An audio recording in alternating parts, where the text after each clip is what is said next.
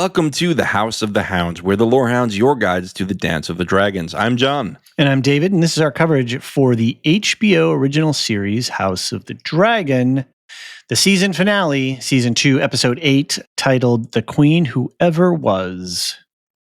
We're going to start off with our hot takes for the episode before we get into a scene-by-scene breakdown, although I think we're going to do some season overall thoughts, too, during our hot takes. Yeah, I think so. I think it might be warranted a little bit, and then on the feedback, I think that's when we'll do a little bit more as well. I don't think we're going to... Okay. Are you and Alicia still going to do a... Yeah, we are. We're going to record it Friday. Okay, so we have like 3 podcasts covering the the last episode. So I think our final recaps are just going to be woven into all of that stuff. Yeah, right. That makes sense. Since I kind of interrupted your train of thought with that, and you didn't get to say what we're doing, we are going to be doing a spoiler lorecast, whatever. Mm-hmm. Maybe we'll call it a lorecast. I think that's a fun branding. Yeah, that's good. Where we will talk full book spoilers on the Friday pod, the one that we record Friday. I don't know if it's going to come out Friday or Saturday, but anyway. Point is, we will be talking about full book spoilers. So if you have feedback, maybe just send it to me, actually, because I don't know how for book spoiler feedback. For book spoiler feedback. No, I think Nancy's fully briefed. Nancy is read in. Yeah, I believe she's read. Okay. Then still HOTD at thelorehounds.com. Or and maybe put a spoiler up on the top of it, and warn her that there might be spoilers below. Yeah. Go ahead. Give everybody a book spoiler warning. But Alicia and I will be talking, because we've already been spoiled for everything. We'll be talking about what they did right, wrong this season, what we hope for next season, and our general thoughts on the season, I think. Right. And Thursday, where we're going to record our feedback, where Hand of the Pod, Nancy M, is collecting all of our feedback for us. So you can send your feedback to hotd@thelorehounds.com. Nancy has done an amazing job this season. We really I don't think people really understand how important it was to have her on that. So everyone send her an email or ping her on the Discord and thank her profusely, because it has been a major boon for us. You can also send us voicemails. You can use the website. There's a contact form there as well as a voicemail tool. But you could also just use your phone and use like whatever voice memo app you have on your phone, and then just send that voicemail to hotd@thelorehounds.com. And then we can integrate those in. And again, we're going to record Thursday evening this week, probably around 7:30 Eastern time or so. Cool. Well, if you want to support the community on Supercast or Patreon, you can go into the link tree in the show notes and find links how to do that. We had a great season doing our first ever season pass, where we just charged $10 flat. And we made sure that you got permanent access to basically the Supercast and Patreon benefits for just House of the Dragon. We are going to do it, since it was a success, we're going to do it again for Rings of Power. So that is now available on the network page as well. You can find that in the show notes as well in the link tree. You can also find our Discord server, which you can just join in on the conversation. A lot of fun there. And all of our affiliate podcasts. David, you want to pitch the show guide one more time? I guess our final whatever. The show guide. Yes, it is a really cool online encyclopedia that just covers the show up until now. We use a thing called Notion. It's an amazing platform. John, along with Brian 8063 and Aaron, put together a deep set of resources about the characters and the actors and the dragons and the locations, and everything's cross-linked. John, you've been doing these amazing episode recaps where we actually use that as our outline. So that's another cool thing. Like if you want to be you can see sort of how the podcasts are made. You can see the outline that we read from for it. And John puts in some screenshots and all that kind of stuff. So it's a really great resource. It's also really great for second screening while you're watching. You can go into the character guide and scroll through really quick and match a face and go, oh, okay, that's that person. Or today I was trying to look up who the actor was for Admiral Lothar, I believe is the... Lohar? Yeah, sorry, don't at me. For Lohar, and that was really great to find out that that's Abigail Thorne. And it was just right there at the tip of my fingers. We're going to do that we're not going to. We have done that. John has done that with Marilyn Zelp for Rings of Power, and that's going to be part of the benefits for the regular subscribers as well as the season pass subscribers for Rings. That's right. The one guide to rule them all is live. So cool. don't miss it. Very cool. It's been such a cool feature. It really allows us to take screenshots and point out details or write little notes about things. It's just, it's really extended our ability, and I'm so glad we're using it. So, and thanks for all the hard work on it this year, John. It's been really, of course, it's fun to do. You it's fun to do. You were having a ball with this. I was. I've been experimenting with new features for the Rings of Power one. Sweet. Because that, every time I do something, I'm like, oh, what else can I do? I love it. I love it. All right. Well, I kind of based on your spicy hot take after the episode last night. Where Did I yuck your yum? Takes. No, you didn't. But I was just curious. I want to know where you are at this morning, where you're feeling with sort of a little bit of distance from the end of the episode. You had feelings last night. You had a lot of different feelings. And I'm just curious to where you're at. Where have you landed as of today? I said to myself last night, I'm a little cranky about it right now. Maybe after a good night's sleep, I'll feel better. And then I didn't sleep because my children were maniacs at 3 a.m.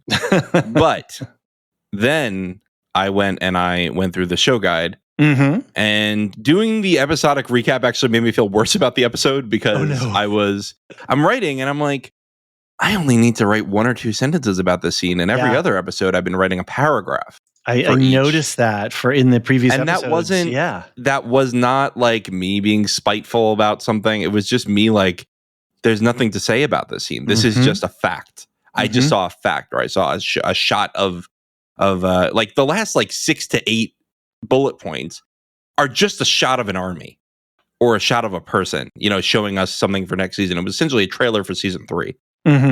And I will say, I thought that this season overall had some pacing issues. I was willing to overlook them because I thought season 4 had a really great mid-season climax. And I said, okay, you know what? I trust them to do that again. Season 4 of Game of Thrones. Sorry, episode 4. Episode 4 had, that was the Rook's Rest climax.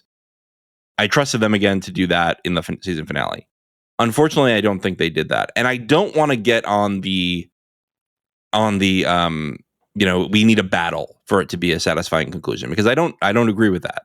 But what you do need is action, in the sense of something needs to feel like it resolved in this finale. Tension and I don't think anything resolved. I can't point to a single plotline that resolved. And that is a weakness, not a strength.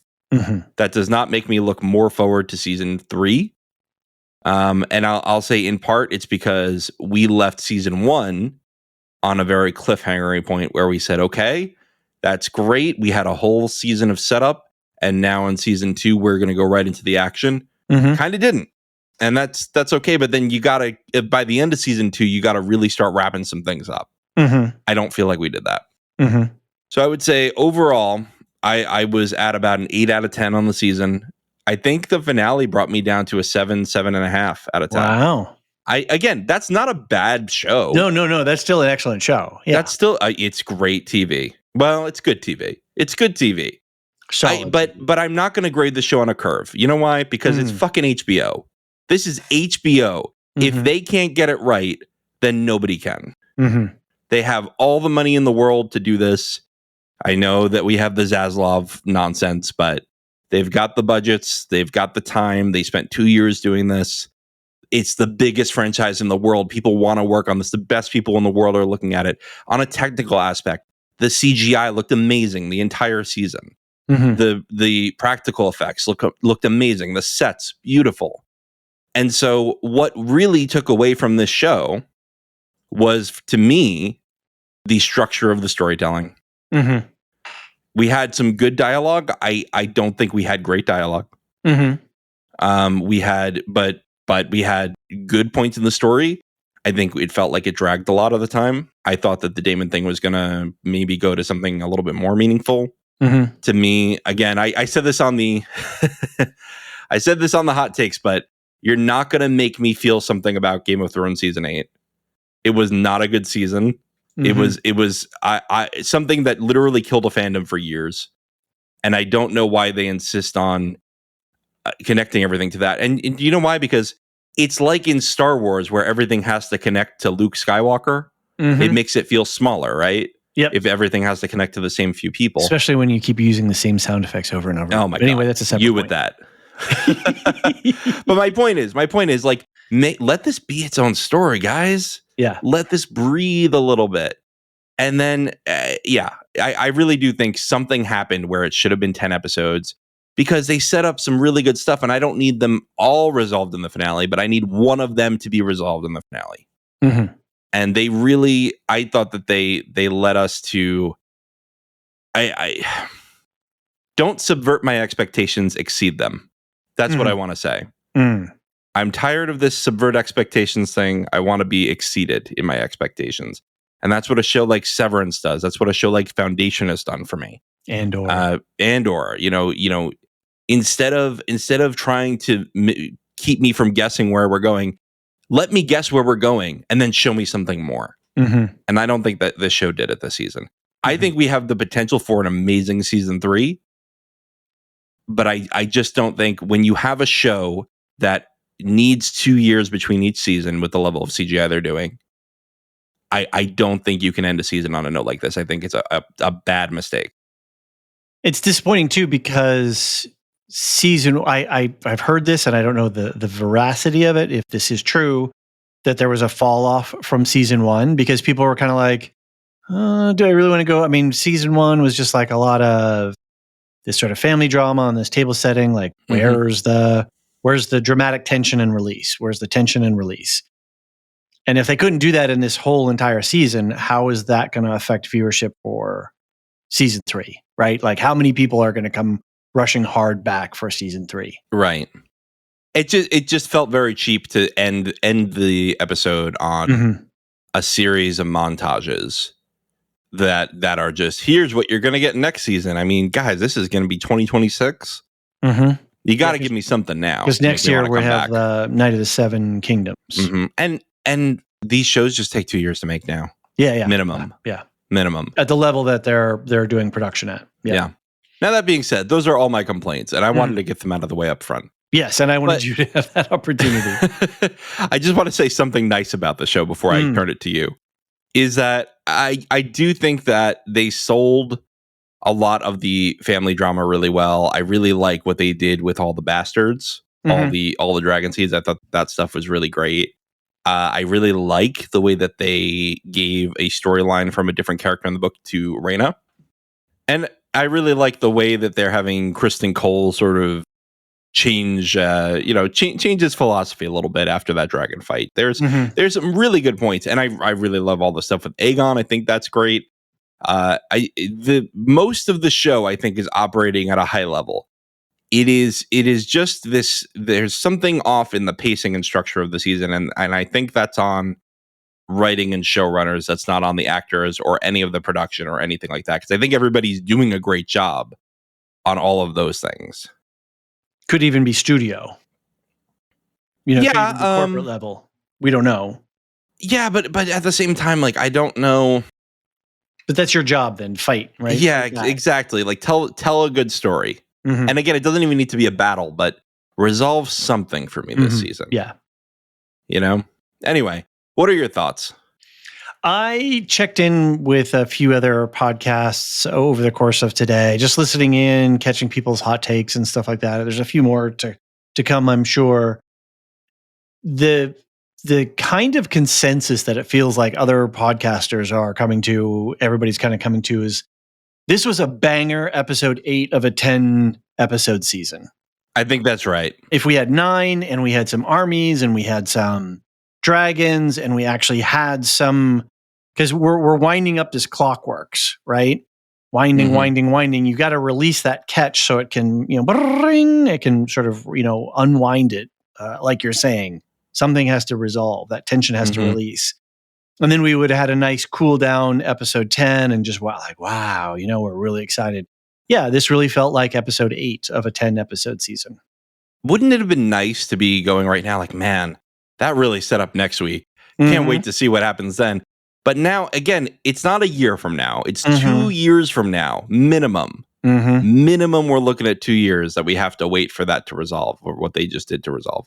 And I think this is a critique on the industry as a whole, rather than House of the Dragon itself. Is I don't think it's sustainable to keep doing these 2-year gaps. I think we're going to have to figure out either how to get the CGI done faster or how to rely more on practical effects so that your post takes less time. Because I just don't think that it tells a good story to be waiting that long in between seasons. Because now you're telling me this is going to be an 8-year show for 4 seasons. I think of all those actors, their availabilities, their careers, those production crews, those locations. Right. Yeah, it's a lot. Right. Yeah. Right. And you look at something like The Wheel of Time, like, my God, they're doing like 2 years between seasons on that. There's supposed to be 8 seasons. What are they going to do? Right. What are they going to do? They're not going to be able. Rand is going to be 40 by the time he's supposed to be 20.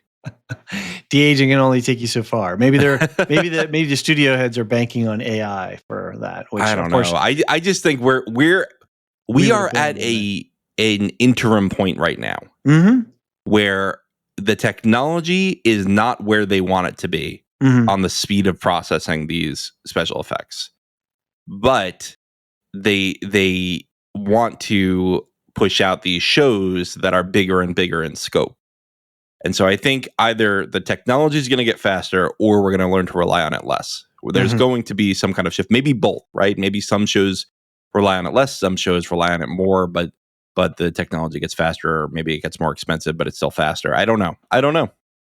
Yeah, and we're in a really weird place too with the industry. And if you listen to any of sort of the Hollywood peripheral people, not peripheral, they could be very integral, but people who are kind of speaking outside of the bubble, they're saying there's a crisis brewing right now. Even though it feels like we've got tons and tons of content in the pipeline, they're saying that the stuff that, 3, 4, 5 years, it's going to be weird because studios aren't greenlighting things. People are giving up on the career or the profession, especially the back end folks, and the whole streamer. Are these technology companies? Or are they entertainment companies? Right? And there's this whole thing post strike, and it's like, yeah, the actors and the writers might have quote unquote won the strike, but they're losing this greater thing because the studios are now just sitting on their hands and going, And that's a problem when you have a stock market controlling the fate of our entertainment and our storytelling. And then, of course, you look at YouTube and TikTok, and those things just absolutely dwarf anything that Hollywood is putting out right now. It's like it's a completely ridiculous ratio of numbers of what TikTok is getting for a viewership versus a show like this. So we're in a really weird place. So and how that is driving the decisions of studio heads to say, okay, well, let's stretch it out, or let's do this, let's chop it here, and let's pad it there. Yeah, it's weird. But what was so weird to me was there was a Hollywood Reporter article where they quoted Ryan Condal saying, "Oh yeah, no, we chose to make it 8 episodes so we could start and end at good spots." I was like, this was not a good spot to end, buddy. I don't know what would make you think that. So that makes me think it wasn't the studio. And we have seen in the past people try to blame HBO for a Game of Thrones weird ending. Yeah. And then they go out and say, no, we wanted them to do 3 more seasons. Right. So I don't know. I'm not buying it, Ryan. I'm not buying it. The other thing that I thought was a little weird for this episode was it was a very jetpacky episode, not in maybe the same level. They have dragons, at least they can justify moving around. Right. But there's the armies are moving fast. And then there was some weird stuff. I noticed some weird green screen and some matting issues, and some of the ADR was a little bit off on this episode. So it felt like this episode kind of got squeezed. So yeah, just the whole thing was like you said, just off. It was like, you open your refrigerator and you're like, something here is not right. It's not fully blown yet, but something's going, and it was weird. Yep. I felt too, from in an episode level and a season level, they kept zigging when I was expecting them to zag, which is fine. Then, take me someplace new that I wasn't prepared. But then I never felt like they really followed through on it. Like we thought, I really thought Aemon was going to have a soft spot in his heart for the small folk because of that whole setup with The rat catchers? No, the rat catchers, but also the brothel madam. Mm-hmm.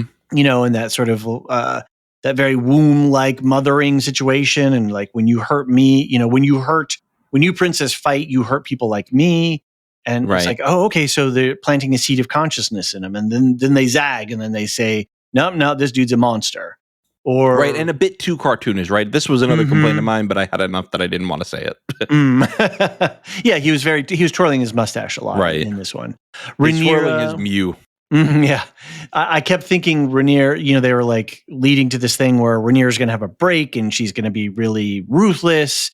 So she's watching the dragon seeds burn. And then now she's like, oh, like, we can still do deterrence. And then she's like, but then no, we're going to burn some armies. And everybody's like, that was weird. Or her misjudging Broom, right? I thought, oh, okay, well, maybe she's grown, she's put her boots on and put her crown on, and Broom is like, the ruler I finally wanted. But no, instead we get Broom, playing silly buggers. It was just there were little things, or Massaria, the kiss. It's like, wait, what was that for?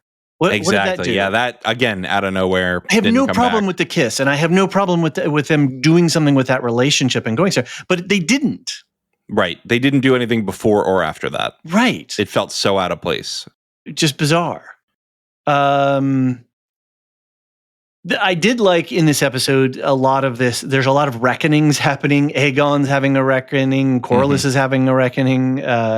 Rhaenyra's having a reckoning. Rhaenyra's having a little bit of a reckoning. I guess everybody's sort of coming to these realities. Like, whoa, my world has shifted. Like I've got a change here, which is great dramatic tension, right? And the human heart in conflict with itself.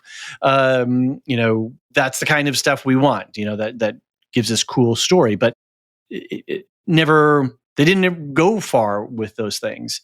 And I loved all the whisperings in the ears. You've got Larys and Massaria and Alice doing all these little whispers to all these people, which I thought was a very cool plot device, and I thought it worked well. Mm-hmm. There were some great lines in here, scattering your crumbs and, minner, but dust at the feet of dragons, stuff like that. Like there were some real banger scenes and real barn burner of lines, and then they were just sort of lost among a bunch of other stuff. I still love the they're working in and around constantly these bigger meta conversations, which I love. I love that richness of fate and destiny, and does Daemon really have a choice in the matter here? Because there's this, fate of the world, and then your fate, and well, I can't leave you. I tried already and it didn't work out. So does that mean you really have choice or not? I mean, guy had one vision and he's coming out speaking in tongues. I'm telling you. And then I love all this stuff with family and legacy and lineage, and Corlys is not being a great dad, and Jace struggling with his lineage and legacy and legitimacy of rule, and all of that stuff is really good. Oh, I forgot Alicent had a big reckoning as well, obviously. Yeah, that's a whole other conversation we're going to have. So there's a bunch of, it's like rich, fertile soil. And then they were like, oh, we'll put some beans over here and some tomatoes over there and we'll call it good. And it's like, no, you could have had this massive vegetable garden where we could have feasted and frolicked and had an amazing time. And then, I don't know, something. One more episode, guys. We could have done one more episode. This would have been one of the, like, I guarantee you have one big resolution at the end of this episode or in another episode. I think this goes down as one of the top shows of the year. And I don't think it has a chance now. Do you think that that's what they were banking on with the Game of Thrones flashback stuff? Like, this is really going to wow them. We're going to punch them in the face with, I don't know. I don't know. Daenerys and the dragons. I really do think that they overestimate how much goodwill people have towards that last season. And again, I just don't want the world to continue to feel so small. And I don't want everything to revolve around a single night battle. I think that's the problem. Is I don't think in the books it's going to be one night that so somebody called it online like the mildly cold evening instead of the long night. That's funny. It's just like I just don't think that you have to sell me on some. Like, the reason that it works to keep calling back to Darth Vader is because he was fucking terrifying. And that he, like, ruled the galaxy with an iron fist. That's why they're able to use him in so many other pieces of media in Star Wars. Now, you can't do that with the Night King or with the White Walker that we saw, because that they ended up kind of being nothing, right? They really didn't do much once they came down. Right. Anyway, that's that, folks. That's the end of my complaints. Let's talk about the episode. Let's do it. A Lannister Abroad. That's what I'm calling it. That was a cute title. Tyland proposes an alliance with the Triarchy, who agree to help him in exchange for the Stepstones. After begrudgingly accepting the terms, he's challenged to combat by their commander, Admiral Shadarko Lohar, who needs to see Tyland prove himself worthy. So I think that was a real monkey. You think so? I think so. That looked like a CGI monkey to me. Didn't it? Do you remember it looked like a CGI giraffe in The Last of Us to people? Not to me, but is it because it's in a CGI environment? Yeah, and my comment is that whole background as we were, zooming across those the beach and those ships, and then up onto the thing. I was like, oh, this really reminds me of like a Sid Meier's Civilization game. Hey, I like still play Sid Meier's. From yeah, I know you did. That's why I thought about it. It's great stuff. It was in my head, but that's like, I was like, oh, I feel like I'm playing Civ. But I think it was a real monkey walking across there because it had shadow and it was moving the sand and it had very deliberate motion. Yeah, so I felt that was real. It was a weird way to open the scene though. It sure was. Maybe I guess it sets us in like we are in a different place. Yeah, that's fine. I did like the little drop about tapestries that the Triarchy guy said. He's like, yeah, we got tapestries and perfumes, and I was like, oh yeah, tapestries, very cool. I mean, what I read from that was, you guys don't have a secure border. We are bringing those things into Westeros, whether you like it or not. We don't care if you guys have food to eat, but we'll definitely charge you top dollar for our other products. And probably we're going to make more money if it's on the black market. They felt to me like they were very good at understanding the value proposition of any situation and maximizing for them. And it really felt like Tyland was way out of his depths. It's one thing for him to be a master of coin. It's another thing for him to be negotiating these international treaties at this level. I thought he was way outclassed. I agree with you. And then, of course, he's like, yes, I would love to meet him, Admiral Lohar. And she walks in and is just like, I'm going to eat you alive. So, question, because the actor is a trans woman, and I looked up her IMDb and read just a little bit. This, they are, I'm not sure their specific pronouns because I didn't find that out, so I'll just do they. They are a big YouTuber, and the Philosophy Tube is their channel. And a bunch of other stuff. So I think this is, what was the musician who showed up in a Game of Thrones episode? I forget the guy's name. Oh, I don't know. I just know that. So Thorne came out as a trans woman. I believe she, her pronouns. Somebody can write in and correct if they. Somebody I'm knows. Just looking at the Wikipedia, but right. I'm pretty sure based on this Wikipedia article, she, her pronouns. So. She, I think, was in The Acolyte. Really? She had the power of many. Yeah, I'm looking right now. Ensign Yoris was the name of her character. Okay. She has the power of many. Anyway, what I got a little confused by was clearly, they're doing something with the gender and stuff there, but then one of the Triarchy refers to Lohar as a he. But then otherwise I'm like, I didn't notice that. Yeah. I caught that on my rewatch today. So anyway, it's not a big deal. I'm not too worried about it. I love the fact that they're bending Tyland's brain though. He's like, I don't know what to do in this situation. And I thought it was commander. Yeah, I thought it was great. I love just, flipping it all upside down a little bit and shaking it about. So, but again, it's not unlike the Kiss or some other things where, okay, this was cool. What are we doing with it? Like, how far are we going with this? And is it really going to be something? And I don't know that it will be. I mean, now that I'm reflecting on it, and I can hope it will be, but I have no guarantee. Yeah, and again, what's interesting about these Greens is that their whole philosophy is, well, we can't put a woman on the throne because this is a man's job. Oh, I didn't even think. And yet they are constantly challenged in that proposition. Yeah. Right? Yeah. And here Tylan is face to face with the woman who's powerful. Who he needs to win the approval and respect of. Right. Yeah. I did like the little sly joke that was made when the captain said, or the admiral says, well, what are you, some sort of philosopher? When the actor is a philosopher. Yeah. That's so pretty funny. That was pretty clever. Yeah, I didn't know about the philosophy tube. That's what it is. Mm-hmm. Philosophy tube thing before I saw the episode, but that's pretty funny. Somebody did make a joke about how her teeth are pretty perfect. Yes. And they said, what is the triarchy dental plan? Because I need my veneers done next. That's right. And somebody write in and remind us who the musician was that made a cameo. It was like a Lannister. Ed Sheeran? Is that what you're talking about? Yeah, Ed Sheeran. That's what it was. Yeah.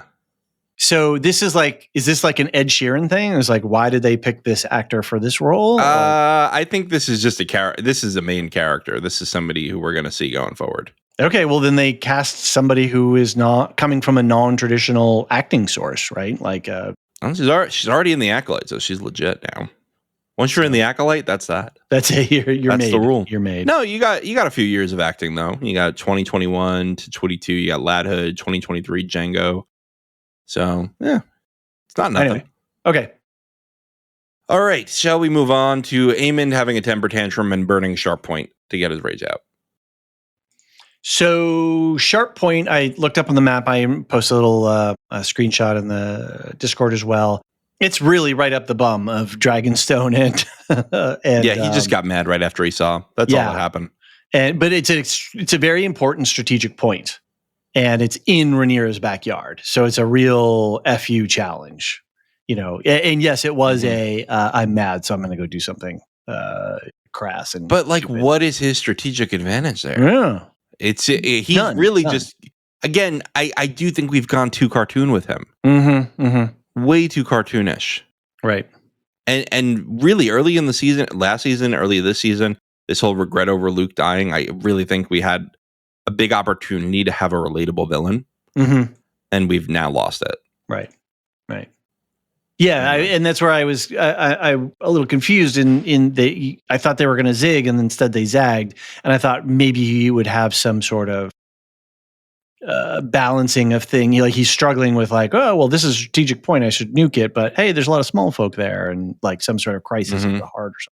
No, but again, don't subvert my expectations, surpass them. So instead of just having him hard pivot with no explanation, have him struggle with something and then be pushed into another bad decision again.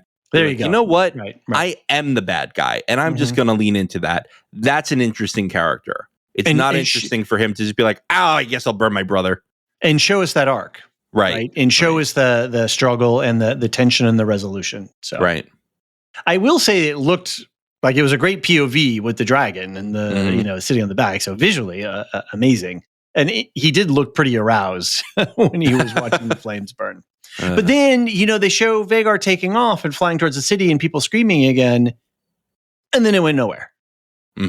Right. Again, there's they just, was it budget? Why? You gave us a whole bunch of other montagey things. Like, can you just show us one more dragon burning some, small folk or something? Can you, throw us a bone? Yeah, I agree with you.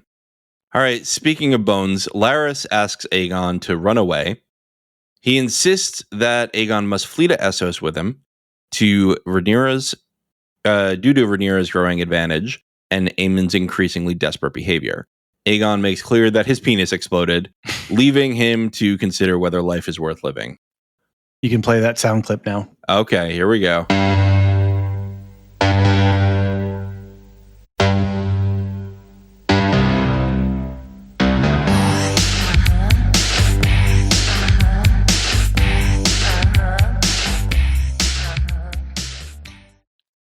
Do you know that just song? happened? That was a song. I don't know it. Oh, okay. It's a Book of Love Boy, and it's all about a woman who wishes that she could be a boy and hang out and play with boy toys and all this kind of stuff. And it struck me as very funny with this. So it was a cool jam, and maybe some people will get the joke. I thought it was all right. It was a thing. So I'm sorry that I don't get the joke. I had a suspicion that you wouldn't. And then it was like in my head, and then I was just like, okay, I need to hear it. And then I'm like, okay, I got to make other people hear it. So, sorry about that, everybody. It was a little self-indulgent. Okay, but I was kind of making fun of Aegon for not having his sausage anymore. Fair enough. But something I wanted to compliment about this scene is I do think this scene actually did surpass my expectations, because we all knew Aegon was starting to feel maybe I shouldn't be alive anymore. He's just been really leaning into that whole existential crisis this whole season. But then he comes out with the comedy. He goes, hey, by the way, hard pivot, my penis exploded like a sausage. He says that. Yeah. So it both accomplishes the character moment that we needed, which was, I'm not sure I want to be alive, and it makes me laugh.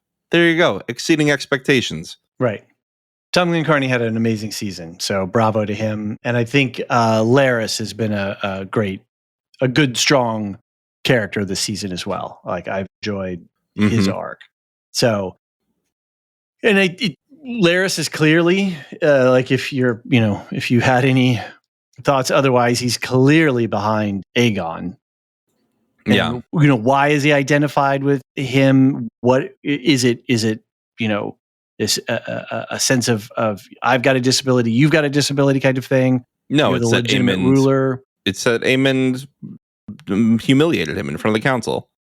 Or that Aegon is manipulatable. I mean, Aegon is not very sharp. I mean, he's about as sharp as a wet bag of mice.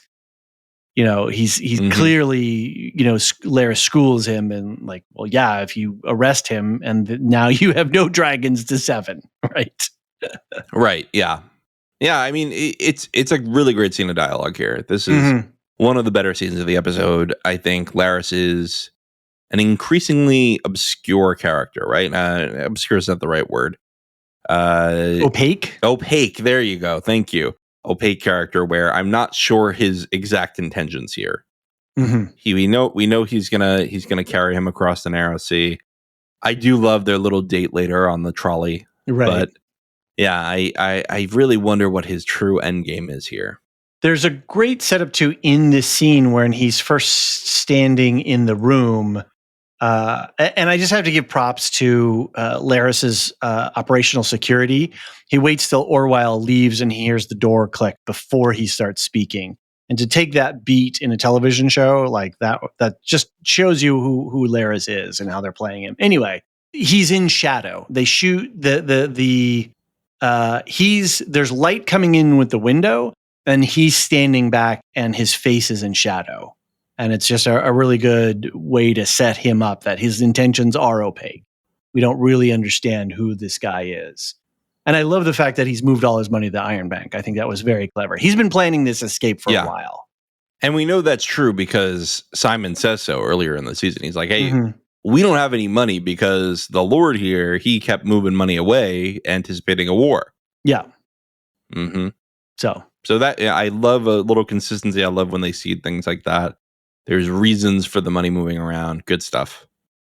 More sobriquets for Aegon. And isn't Realm's Delight, wasn't that Rhaenyra's? Yes. So that was another fun bit. That's his jealousy of her, right? Aegon, the Realm's Delight. And he really likes it in that when he says that, you can see he's got this like very dreamy look in his eye when he says it. He's like, I thought he was being sarcastic there. I thought that was more of like, okay, well, I'll never live up to my dear sister who my dad wanted on the throne the whole time. Okay. Interesting. All right. So next up is Rhaenyra running a 5K. There's nothing to say about this other than Nothing. My girl did not pack provisions. Mm-mm. She very ill considered. Wildly unprepared. Yeah. I don't know what to say about any of this because where's this whole thing going? Resolve that at least. Have resolved exactly. One thing. Anyway. Does she get the dragon? Does she die? We don't know. Have her show up in Dragonstone on the back of whatever dragon that is. Yeah. Could have resolved. Or even, really what I think would have been the most satisfying non-battle conclusion to this episode was see what happens. Does Rhaenyra act on Alicent's offer? And does it succeed? Resolve that. And we don't even need a battle. Even have it come to pieces and be really messy, like the proverbial shit hit the fan, and then now we're in this crazy mess, and then, call it a season. Right. And now it's like, wow, we've got pieces all over the table. What are we going to do? Yeah. Right. All right. Jace puts Ulf in his place. Ulf stalls before going to dragon riding practice and fails to recognize Jace after Ulf continues to be rude and begins to tussle Jace's hair. Jace threatens Ulf. Hugh apologizes for his companion's behavior. When I was doing my rewatch and I had the subtitles on, Hugh was like, dude, we're supposed to be in training. We got to go. And he's like, Ulf is like, yeah, I'll go. It's fine. Don't worry about it. He's really funny. He's like, you don't really hear that unless you're looking for it at the top of the episode. We're watching Jace walk in, but it's there. It's the setup is already there. It's I had the subtitles on when I watched the first time, so yeah. I love this whole situation. I really think that the strongest part of this season was the setup of the Dragon Seeds. They really do feel like distinct people. They feel like they have their own personalities, their own pros and cons. Although Adam, I don't see a con with Adam other than maybe he might be a little too quick to eager. Bend the knee. No, well, not quick to bend the knee. I think he might be a little too eager to rush into battle. Okay. So I don't know. And that's not me knowing anything from the book. It's just the characterization they've given me in the show. The whole thing between Ulf and Jace, though, I thought was good. It was, again, I think this episode is there's a lot of great scenes, but then the sum of its whole is missing again. But anyway, the whole thing of Ulf being Ulf just cuts right to Jace's point that these people are not highborn. And that just calls into question all of our legitimacies, especially mine. And Ulf is the guy to just really rub Jace completely the wrong way. I think here's the thing. His point is good. His reasons are bad. Yes. His reason for not liking them is that they are lowborn and that they make him seem closer to a lowborn person. What his reason should be is these guys are mocking the nuke codes that they were just handed.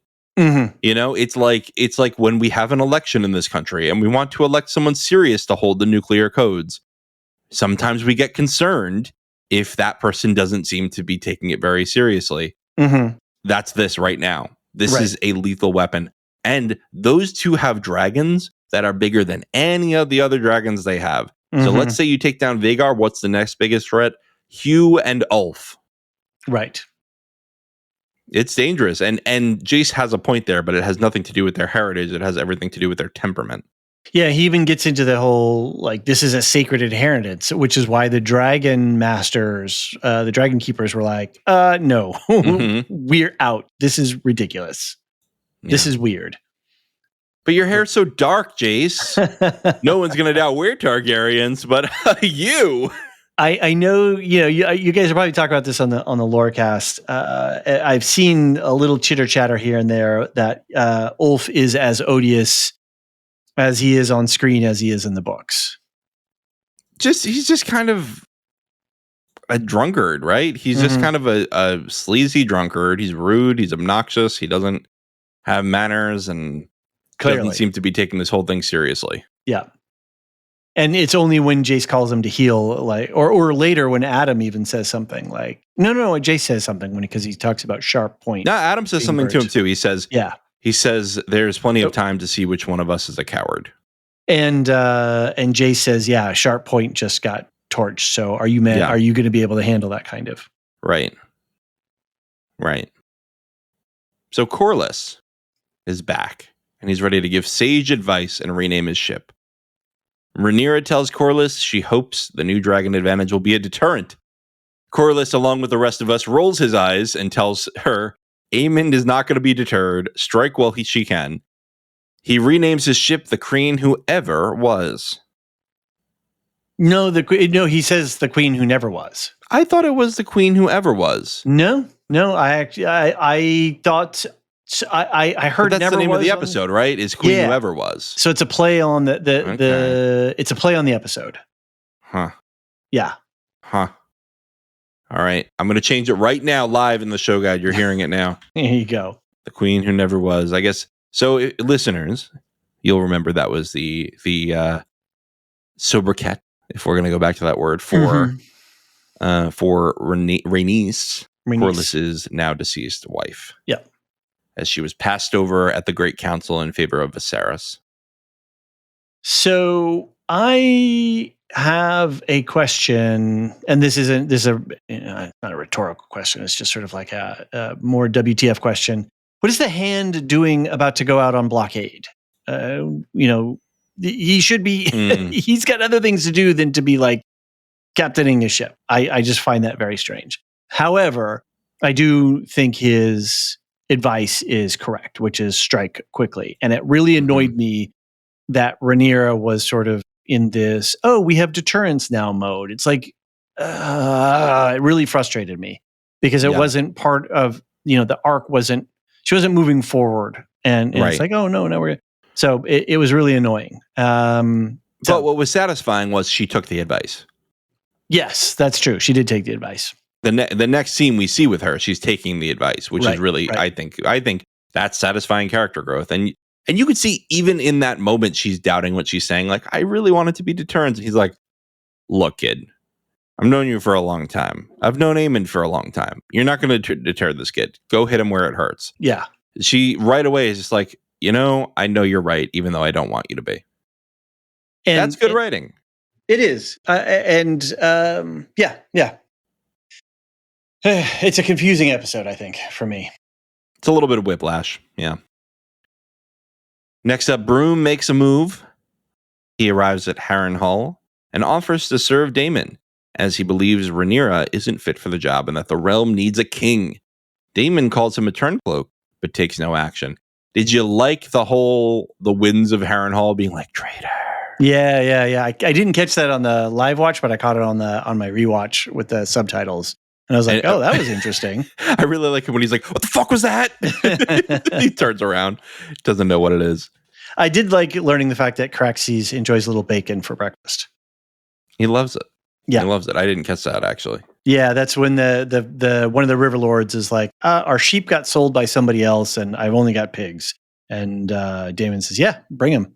Craxes likes him. So they're going to be marching in 2 days' time. So again, here we have all of this culmination. The drums of war are beating, and everybody's 2 days. We're about to go. Which is usually something you do in a penultimate episode. Anyway. Right. All right. We're not going to keep beating that drum all night. Broom saying to Daemon, he's like, how do you like my army? And he's like, it's very large. It's like we've got sausages and very large armies. Big army contests. Yeah. And Sir Simon for the win there. So yeah. So what's Sir Simon acting like Darth Plagueis? But anyway, my whole point is, what is Broom's next move? Is he gonna just fall in line? We see in that scene, as Daemon is whipping up everybody's ardor, Broom skulks. He doesn't only skulk away; he scurries away. He actively, and I watched this a couple of times. He actively sort of fights his way to get back away from Daemon as Daemon's whipping everybody up. Mm-hmm. So not a good look for Broom. But he did say in this scene, I would never serve the Greens.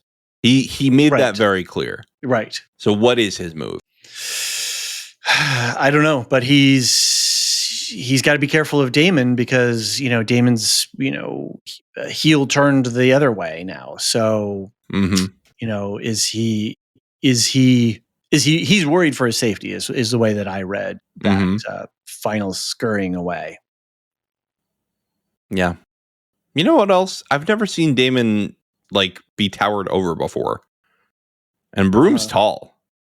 Yeah, I guess. Yeah, he is. He is, isn't he? I'm looking at this shot, and the whole scene, he's just kind of looming over Daemon. Well, anyway, one more scene before we go to break. Aemon continues his brutality. He implements a search requirement for all vessels in and out of King's Landing. Jasper Wilde implores Aemon to spare the fishing boats for the sake of the city's food stores, but Aemon refuses.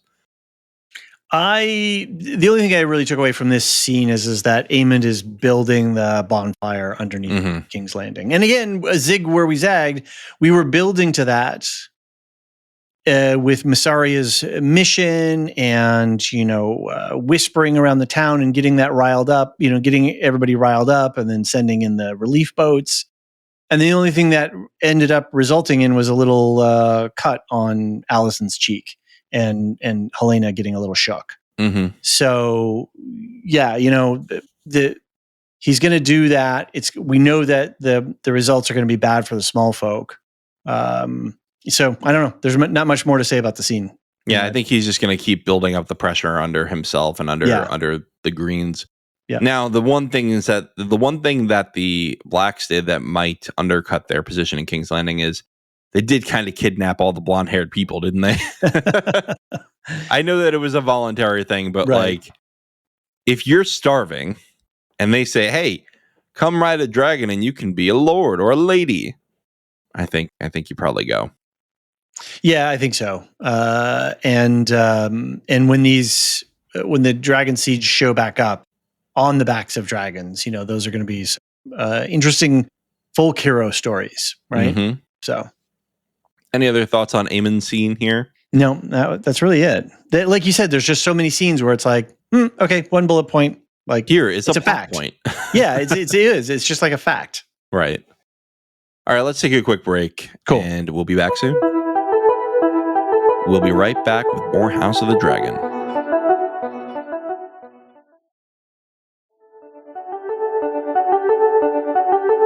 And we're back with more House of the Dragon. All right, my next scene is called Alicent Remembers She's a Parent. Alicent offers to take Helaena away before Aemon arrives to recruit her as a dragon rider. Alicent defends her, warding him away. She then approaches Grand Maester Orwyle to obtain passage somewhere.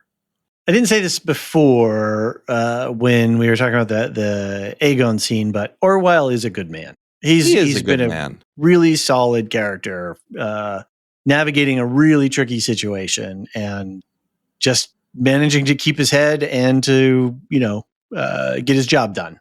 Yeah. I like him. I was a little suspicious of him because he seemed to go along with the Greens pretty closely.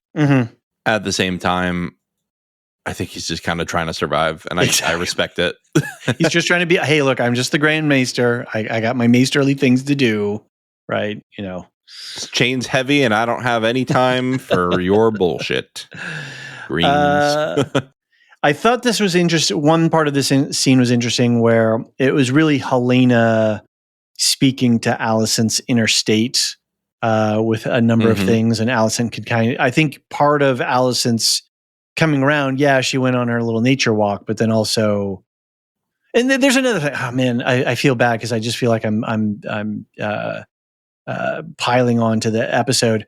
What caused Alicent to have a crisis to come back into, what was the trigger to have her come back to the city and try and grab her daughter? We don't know, right? They just, she just showed up and she's talking to Alicent. Maybe she heard about SharePoint being burned. I don't know, but she was in the woods, right? And she was in the woods. So anyway, I just liked Helaena speaking to Alicent's inner state of turmoil and having this play some role in Alicent's decision to seek out Rhaenyra later on. Right. Yeah, I mean, we don't know the timing of things, so I'm going to defend this scene for you. Don't worry. We don't know the timing of things. She could have been back for a few days, and then this happens. That's true. Right? We don't know. They're jumping around so much.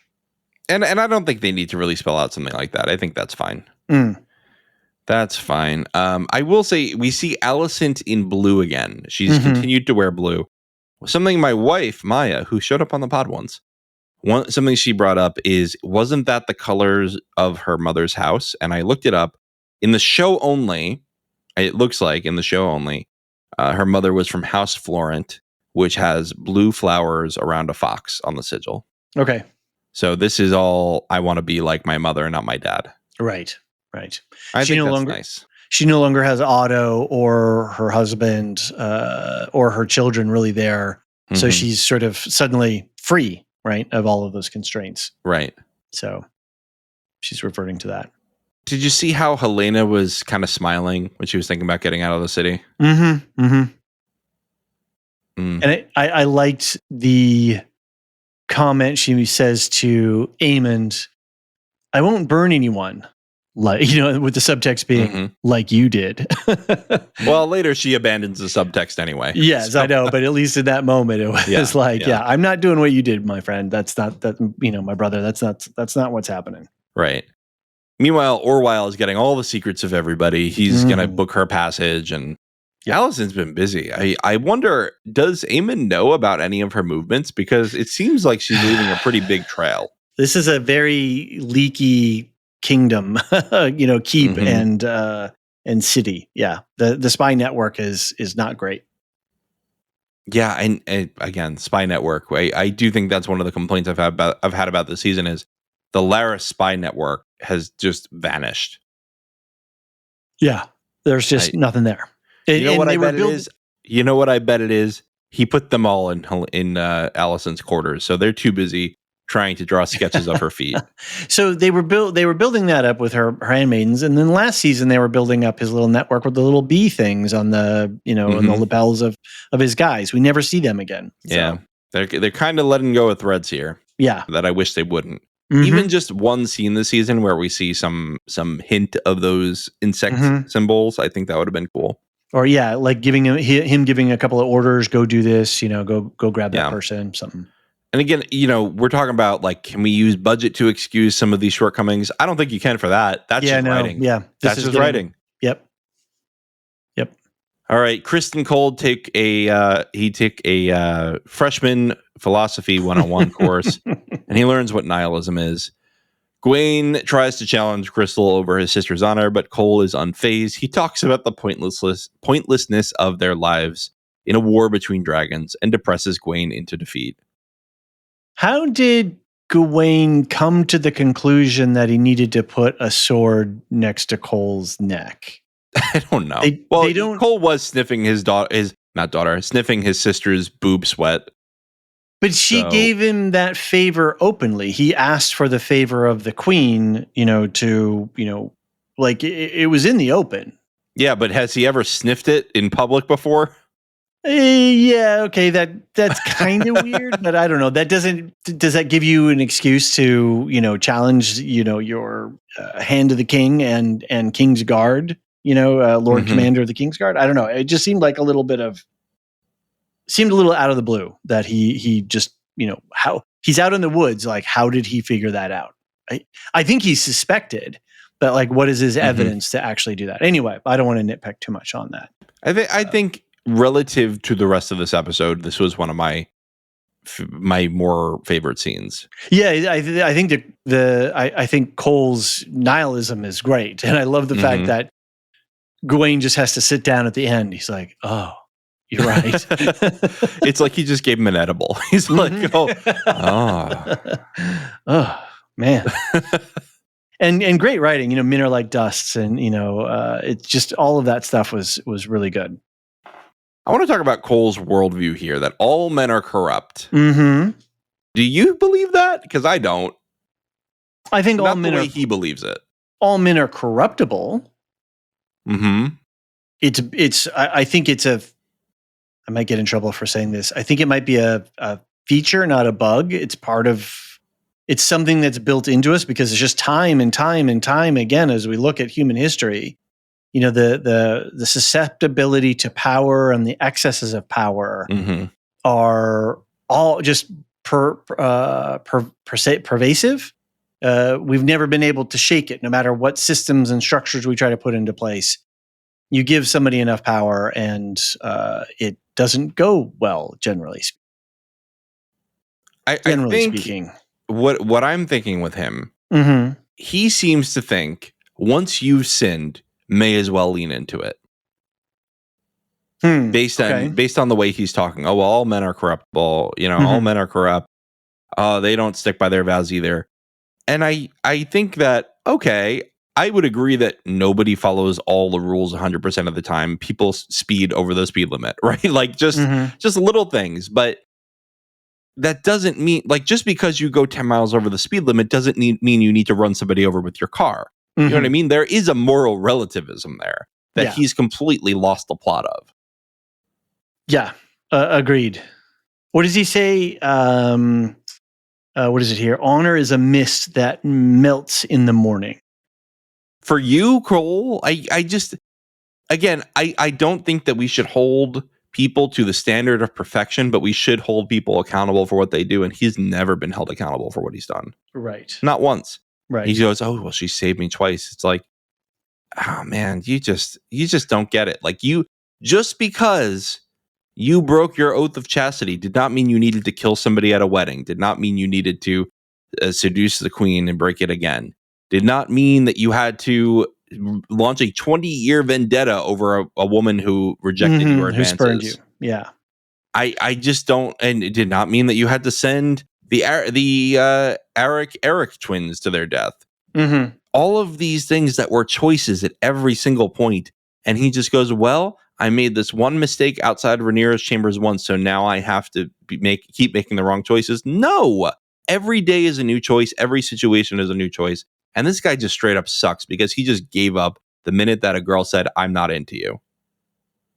Whereas Alicent is trying to apply some corrective action by going to see Rhaenyra later. So even though, and she's got to make some painful choices and she's got to fess up to some painful stuff. That's the truth of it, right? If you're gonna restore some things, then you've got to put in some of the work. And Cole is just willing to go, well, we're just dust in the face of dragons. And woe is me, woe is us. I sinned, so what? Kind of. I don't know if it's so what. He's really in a pit of despair. He's in a real mud pit. He's dug it himself. Sorry, I cannot feel sympathy for Cole here. but again, like I really do think this is great writing. This is because this is a villain that people know in real life.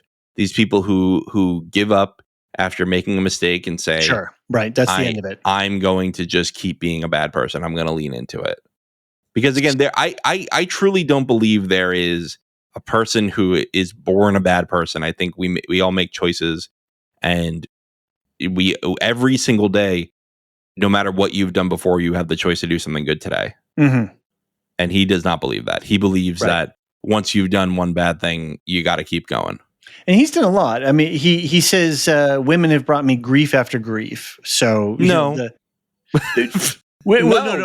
I know. I'm disagreeing with him, not you. Yeah. Because he says grief after grief, which I really like the writing of, because it's Rhaenyra and Alicent. That's grief, and that's grief that because you were chasing, those. And he says, women have brought me nothing but grief and upon grief. And then I was trying to figure out. He says she saved me from the headsman's axe twice, and I was trying to figure out what were the two occasions. Well, he said, did he say the headsman axe twice? Because he said once by the headman and twice by me. Once by the headman and once by me. I thought he said twice by the headsman. I don't think so. I think he said once from the headsman and once from me. I think he said that she saved my life twice, and then he listed those two sources. Okay. Oh, because that would be where he was about to fall on his sword in the Godswood. Oh, that's right. I forgot about that. Yeah. And then I guess the other one would have been the murder of Laenor's lover. Right. The judgment of Joffrey. Yeah. Which they didn't show us. They just said he was just suddenly, he's there. Yep. Well, they immediately time skipped from there. Yeah. Yeah. So. Well, anyway. Yeah. So I'm pretty sure that's what they said. Somebody could write in. Everybody wrote in to correct me about Sarah last week. So they could write in to correct me about this week. That's fine. I'm crankier this week. So write in all you want. Tyland somehow wins. That's the next section. After almost losing to Lohar, Tyland Lannister lands some good hits on the enemy. Earning the respect of Lohar at a feast, she agrees to help him break the blockade and offers to allow him to impregnate her wives. To which he asks, how many? Did you think he was excited by that? I thought he was more still. I thought he was weirded out by the whole. Oh, I thought he was terrified. Yeah. Okay. That's what I thought. He was like, oh my God, like, what do I have to do? This is crazy. Mm-hmm. So. Yeah, I think every interaction with this woman he's just terrified of it. Yeah. So we don't get an army fighting. We get a mud fight. Didn't love it. It was fine. Yeah. I thought there'd be a bigger crowd too, because it's like the king's envoy and like all the triarchy. So there was somebody. I feel like they see her fight somebody in the mud every single day. It's just old news. Lohar's fighting again. I'll catch the matinee. There was somebody shouted out in the live chat of the Discord last night that there was somebody with blue hair. And I don't know what the significance of blue hair in Game. That would be Tyroshi, I believe. Let's see. Let's double check. Blue hair. See, Game of Thrones. I don't want to get spoiled. Yeah, it is a Tyroshi. Yes, so the Tyroshi have blue hair, and you'll remember Dario Naharis, the original one, not the one where they just made him a basic white guy. Right, a swarthy guy. Mm-hmm. But so that's the Tyroshi thing. Okay, and then I mistakenly on the instant take called her Lohar Tyroshi, but she is Lyseni. Okay. She's from Lys. Got it. Yeah. All right. Anyway. I don't have much more to add to this. Yeah. So let's go to Baela and Jace. Jace pouts until Baela finds him and tells him to prove he's worthy because of who he is, not what he is. I thought this was a good scene. I thought it was Jace needing to get sort of. He needs like a slap in the back of the head. Basically, that's what she did. in a very supportive and spousal kind of way. It's like, yeah, dude, come on, get with it. I know they're not married yet, but still. She comes in the room and she goes, "Stop pouting." Yeah, says, "I'm not pouting." And then he goes. And then she says, "Well, what would you call it?" And I so wanted him to say, I knew he wasn't going to say it, but when she goes, "What would you call it?" I wanted him to go, "Mewing." You could overdub that. You could dub that in yourself, I think. That's true. I could make a TikTok about it. This goes into the whole legitimacy stuff, and I think it's really good. It's your resentment diminishes you. If you hear these whispers all the time, then stand up and be the man that you know yourself to be, and stop playing into the social construction that's going on around you. Break through it a little bit. I agree with that, and I think she brings up a good point, right? Which is, well, you're not the first person who's been the illegitimate child of a such a good lord or lady. I mean, come on. Look at my grandpapa. Grandpapa? Well, with his Corlys. Oh, okay. Well, I think what she means is people who actually inherit the seed. Yeah, no, I was just trying to just talk. I was just pointing more to the, to the whole bastard story. So even, you get close enough with the king or queen, they'll legitimize the bastard. And then that's just there, right? I mean, you saw the way in Game of Thrones. I'll give you an example. Ramsay Snow became Ramsay Bolton. Right. And that's I'm not complaining about Jace's character. This is his character, but it's like, dude, you are by blood the firstborn of the queen, who is of the legitimate queen. And by decree, right? So you've got blood and decree as your title. You don't have to prove anything to anybody. All right. You may have to fight a little bit, but nobody can say that you don't have a legitimate claim, right? They could fight you for the claim, but you have a claim. I think what Bela's saying is be the kind of person that they'll want to follow. Yeah, don't act like they owe it to you, because they don't. That's a really good point. I like go out there and go to Ulf and Hugh and Adam. I always forget Adam because he feels like a more professional dragon rider already. But go to the 3 dragon riders and just be like a really good mentor and make them feel like they want to follow you. Don't go, you don't understand the sacred nature of what you've been handed. Be a leader, right? Step up. Yeah. My God, stop mewing, you little. All right. Then we go to the uncomfortable dinner where Hugh, Adam of Hull, and Ulf come to dinner. Jace stares them down the whole time before Rhaenyra lays out her plan to attack Casterly Rock and Old Town in 2 days. The small folk begin to take issue with harming innocents, but are interrupted by a message from Simon Strong for Rhaenyra. He tells her that Daemon is wavering. Silver Wings a goer she is. That was a really bad English accent. I'm very sorry to everyone. I just loved Ulf's line. It was very Ulf funny. Sucks. He does. So we were debating this all last week, this whole thing of what do you do with a drunken sailor? A drunken sailor and an Ulf on a dragon. And what's going to happen when the commander of the armies, the queen, says, okay, unfortunately, not fortunately or unfortunately, she's just going to say, do this. Are you going to be able to do that? Right. Whatever that is. Are you going to be able to act as a team to take down Vhagar? Because that's what it's going to take. So, and then I also, Nate brought up this whole thing previously, which is the World War II dropping the atomic bomb scenario. Like, is it justifiable to, do that kind of destruction on that kind of scale in order to potentially stop, future perceived even greater scale, right? It's a kind of, is that a trolley problem kind of thing? Kind of. And the dragon is even less severe than the atomic bomb because the atomic bomb had lasting radiation effects that made the land uninhabitable and had lasting health problems for generations. Right. Whereas the dragons, you get burned alive, but that's it. That's it.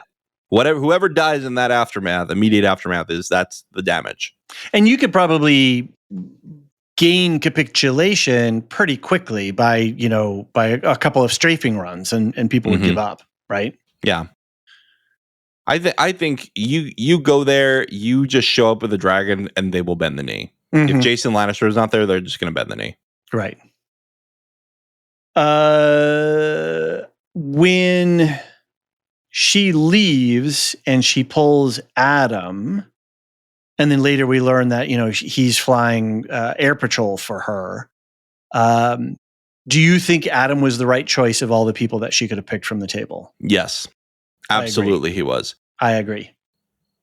The only one to just come immediately didn't need to already had a dragon and bent the knee. Plus, you need the designated survivor of Jace. I do think she needs to occasionally remind Jace that that's the reason and not just leave him to be angry about it.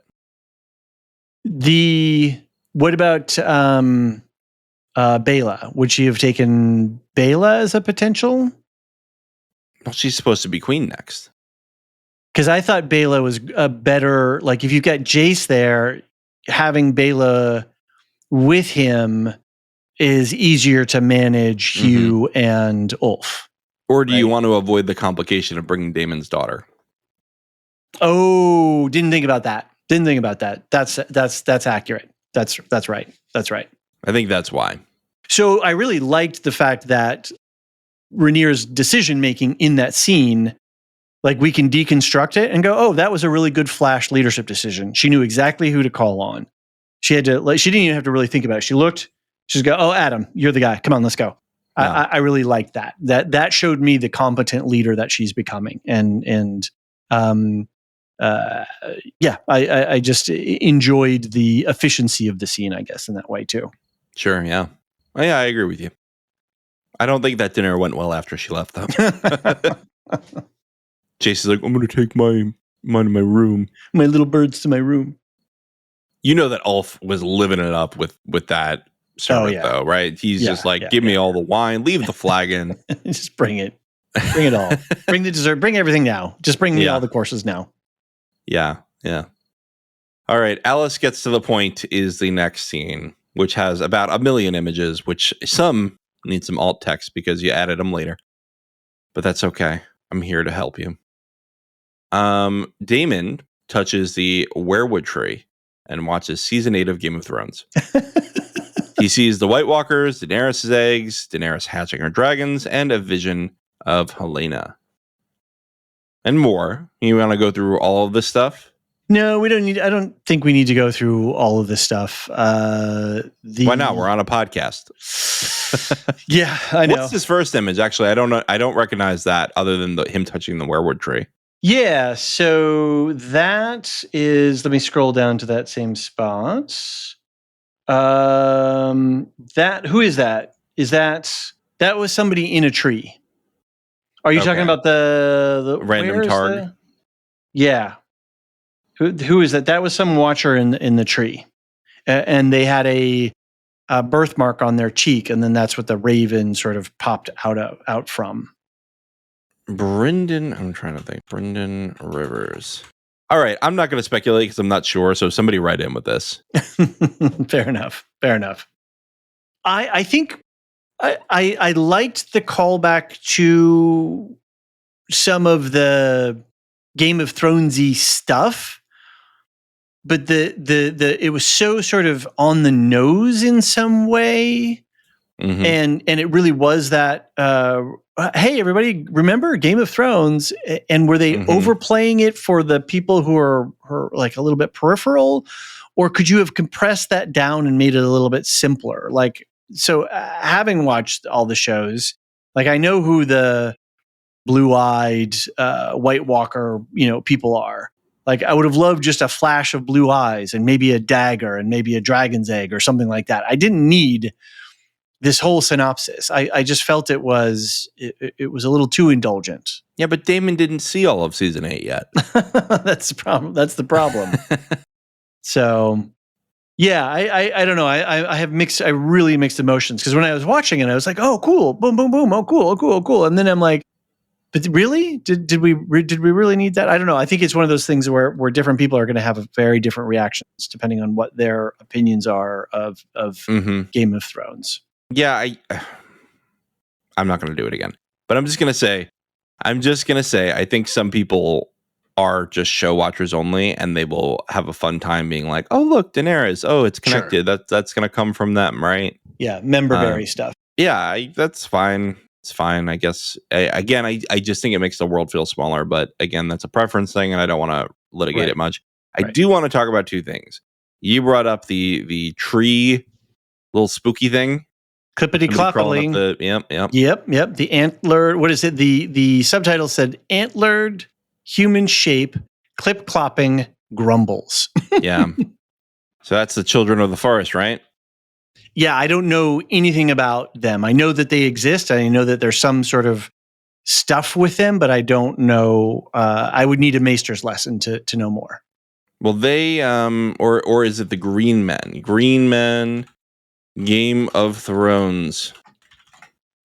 So yeah, the Green Men. Okay, yeah, I think it's the Green Men actually, because they are the ones who are a sacred order entrusted with the guardianship of the Isle of Faces in the Riverlands. There you go. Some nursery tales claim they are horned and have dark green skin. Boom. There you go.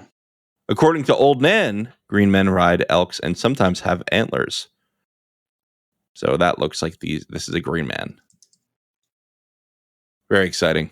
We don't know much about them. I would love to hear more. Here's the thing. I think that the lore of Westeros is so much deeper than the Targaryens, and I wish that this network would explore that more. Kind of like the Skywalkers. Yeah, and I want to see ancient Starks and Lannisters, and I wish that Age of Heroes show didn't get canceled, because I think that would have been really cool. Right. I don't know. Oh, I know there's a couple things I wanted to go to. I love Alice. I'm really going to miss her. She's just hilarious. I love the fact that she just shows up on Damon's bedside. Maya was so saying it's Twilight vibes, right? Mm-hmm. How long have you been watching me? A couple months. She just shows up and he's okay with it. Why was she crying? I don't know. So I heard this on The Ringer. On one of their live watches with Joanna and Mallory and Chris Ryan. And Chris Ryan thought she was doing a Ben Kenobi, and she felt a disturbance in the force with Sharp's point. I kind of like that. I was like, okay, that's decent headcanon. All right. Fair Sharp enough. point. Sorry, not Sharp's point. She's like, we gotta get you prepped to go serve your wife, because things are happening. I like that even more. That's why she's there. The things, wands at the ready. Just what's that? I said wands at the ready. Just really. Yeah. Well, no, because Sharp point happened. She's like, okay, we got to move this thing along now. You gotta take your place. Somebody had to move this along. Somebody, God, please. And so, all right, now let's get to the big question. What the heck was Helaena doing there? Yeah. Big old Waffo sticker on her. Is that what you wanted to do? Well, yeah, just tape Waffo to her mouth, because she's just gonna tell the whole freaking plot before the end of the season. And I did a real double take too, because I was like, wait, what? Huh? And then it made a lot more sense on my rewatch. But yeah, she's totally plugged in. Yeah. So again, what is she doing? She's plugged into Werewood TV. Mm-hmm. Yep. She's got a portable satellite dish. I don't know what's going on anymore. Because to me, the Valyrian and the gods of the Northmen, of the first men, those have always seemed like completely different magic systems to me. So I'm very confused as to how Helaena ended up with this. Then again, Helaena doesn't only have Targaryen blood, right? She is part Hightower. Okay. Which are not Northmen, but they are of Westeros. Yeah, I don't know enough about the deeper religions and magic systems to know. Are you tapping into something that can allow you to skip over and connect to other magic systems? Can my Betamax and my VCR VHS tape record off of each other or something? I don't know. Fair enough. We just don't know. A couple of things that popped up that caught my attention was that Aegon disappears in the God's Eye. That's the lake at Harrenhal, isn't it? Yes. So there's some prophecy thing. Yeah, I do not Google the God's Eye, everyone. Okay. Do not Google the God's Eye. I swear, just don't do it. Okay. Don't do it. Wait 2 years. Yeah. Well, let's read this scene before we go into what she was saying to Aemond. Okay, all right. Helaena, I like I said, needs a spoiler warning. He tries to bully. Aemond tries to bully Helaena into riding Dreamfire. She refuses and asks if he will burn her like he did Aegon. She tells him he will be swallowed by the God's Eye, or swallowed into the God's Eye, I think is her exact wording, and he'll die. Aemond then threatens to kill her, but she tells him it won't change anything. She has no F's to give. Yeah, she's just spoiling the plot for everybody. Or is she wrong? Right? Is this going to happen or not? Is it fate? She very clearly said, without Riddle, you are going to die. Mm-hmm. You're going to be dead. Why did Aegon have a tear in his eye? He was like crying at one point. Aemond? Yeah. Mm-hmm. You said Aegon. That's why I was confused. Oh, sorry. Aemond. Yeah. Aemond has a tear in his eye. Maybe because he knows she's right. Maybe he's been listening to her. She did correctly predict he was going to get the dragon. Okay. And that he'd have to give up an eye for it. Right. Oh, yeah. Yeah. Good point. So maybe he's probably one of the few people who's actually paying attention to her unlimited amounts of crazy. Mm-hmm. She also says something about a wooden throne, Aegon on a wooden throne. Mm-hmm. I don't know what that means, to be honest with you. I don't know where they're going with that. Yeah. Maybe that's because he's traveling in that cart now. Good point. That could be. Because at this moment, he's doing that, right?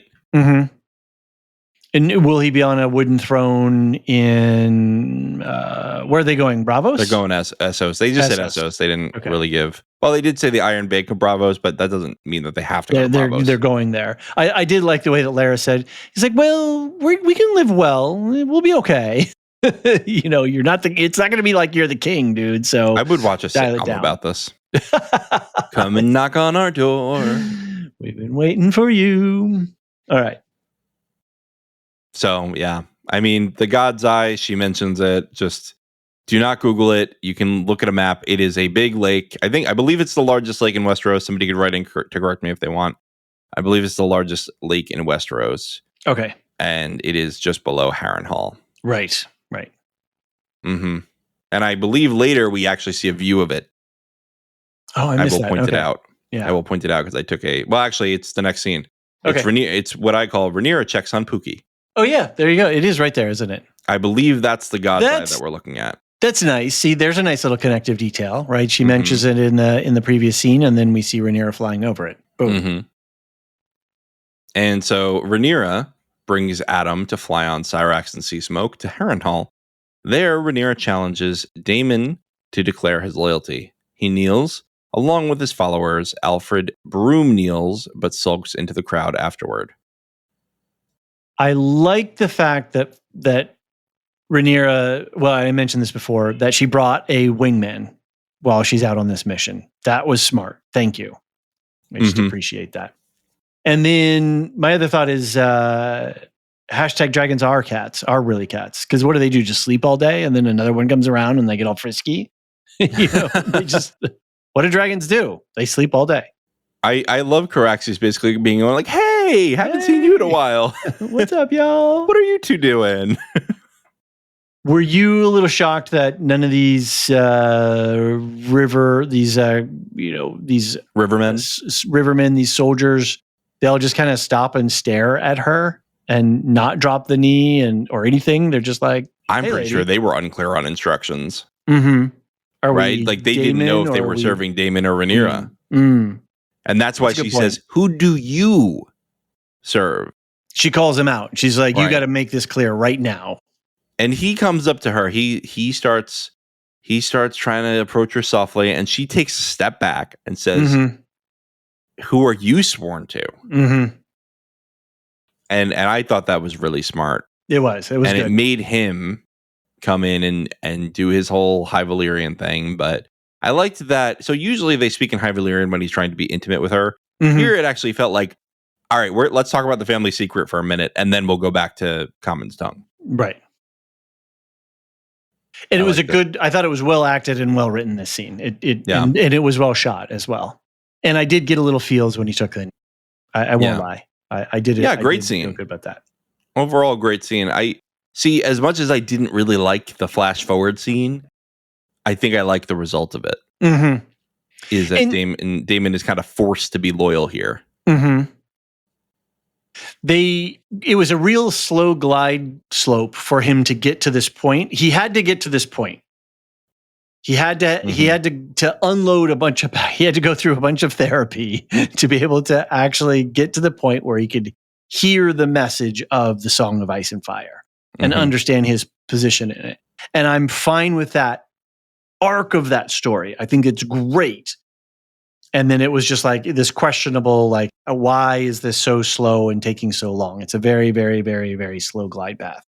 Give me 2, max 3 episodes, not 8. Right. Yeah. Don't want. It really was almost the entire season. Yeah. I think like episode 2, he flies off, and then that's that. Yeah. Yikes. I think it's interesting how dragons are keyed to their riders as well. Like, how did Syrax know to come up and perch up there? Was he feeling her angst in some way? Like, how are they? It's like auto start on your car. It's like, wait, auto? I had to think about it for a second. When I just walk up and I can open the door, I don't have to press a button or anything like that.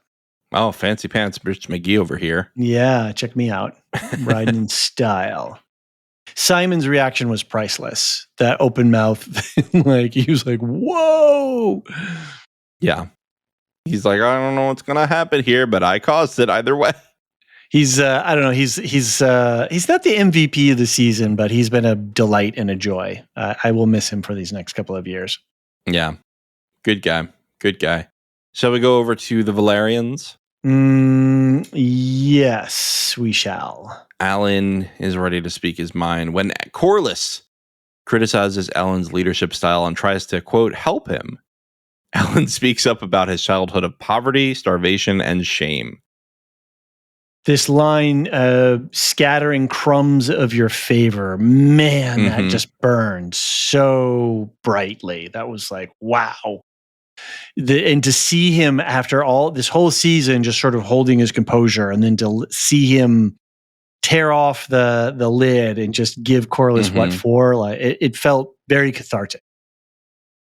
I mean, the guy really just was cold and just into duty the whole season. And finally, Corlys goes, why don't you smile a little bit?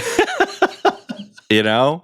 And he's like, oh, you want to see emotion from me? Look at the second picture I took in the show guide.